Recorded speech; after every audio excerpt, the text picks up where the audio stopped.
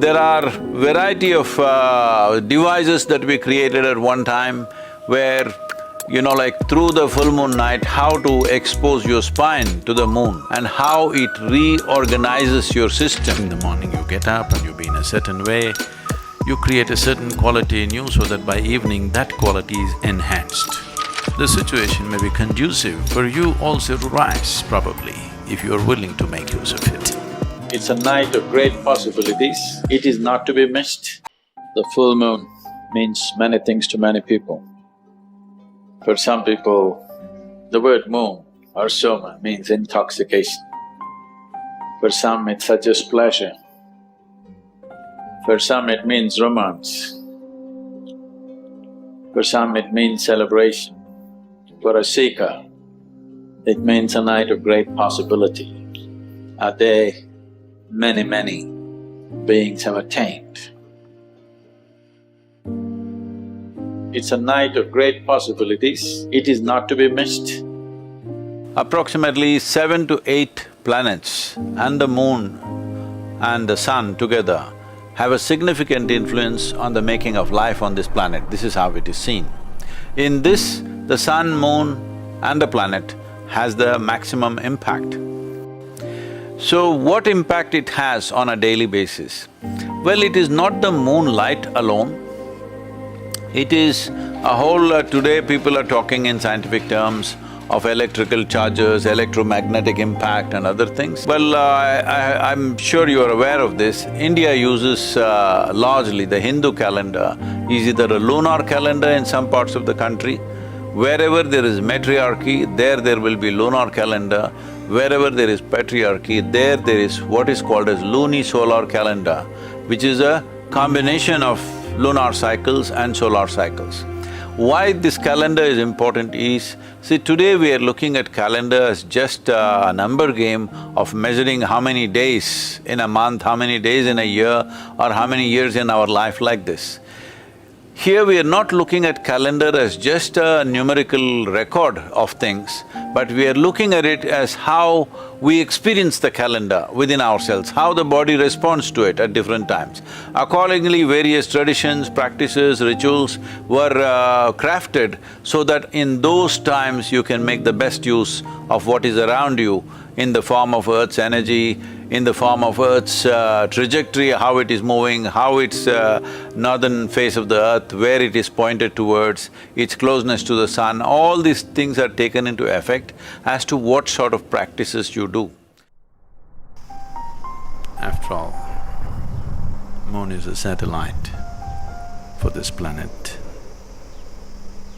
and helplessly strung to this planet and making its rounds. So what is the significance? Why these full moons and no moons are held significant? Probably many of you know that someone is mentally disturbed on a full moon day, on a new moon day, they get little more disturbed than usual.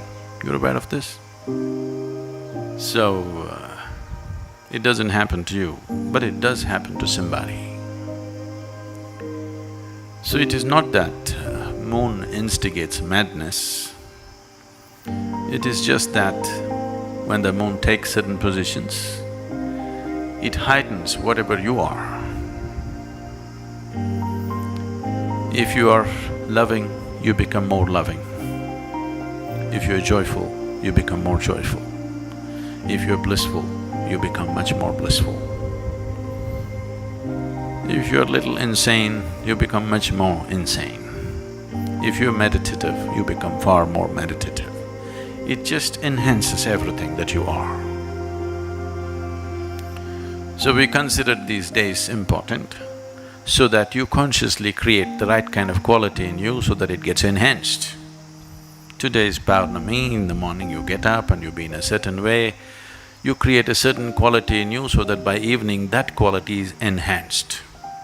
So whatever the qualities that you are, so that you start engineering it more consciously than being a victim of unconscious eruptions within yourself.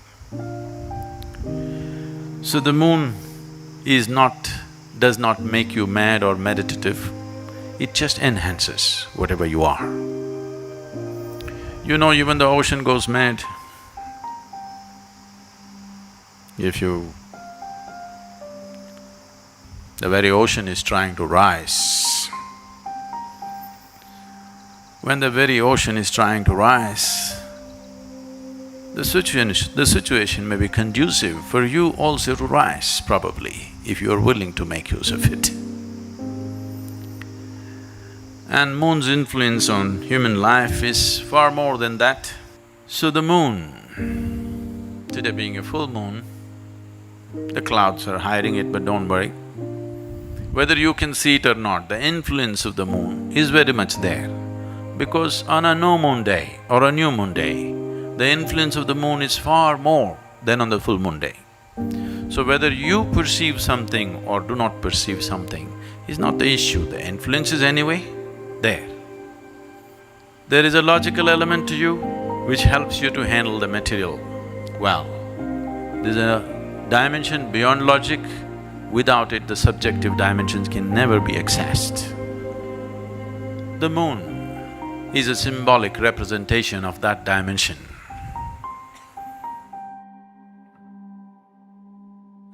Because human perception and moon are very connected. Well, today in terms of medical terms, we may see it as there is a certain level of neurological stimulus. When I say neurological stimulus, why I'm talking about this is, see, as in the evolutionary process of life on this planet, of all the things, we are not the strongest creature on this planet, but we have the most complex and sophisticated neurological system. That's what renders us as really on top of the pile of the evolutionary system. So this neurological development is the most significant aspect of who we are. And the neurological development of the human being and how stimulated it is and how active it is and how balanced it is in many ways directly related to the phases of the moon, and there are very many ways in which people can make use of it. There are variety of devices that we created at one time where, you know, like through the full moon night, how to expose your spine to the moon, not allowing the moon to fall on the other parts of the body, a device so that a narrow crack which allows moonlight to fall only upon your spine, and how it reorganizes your system.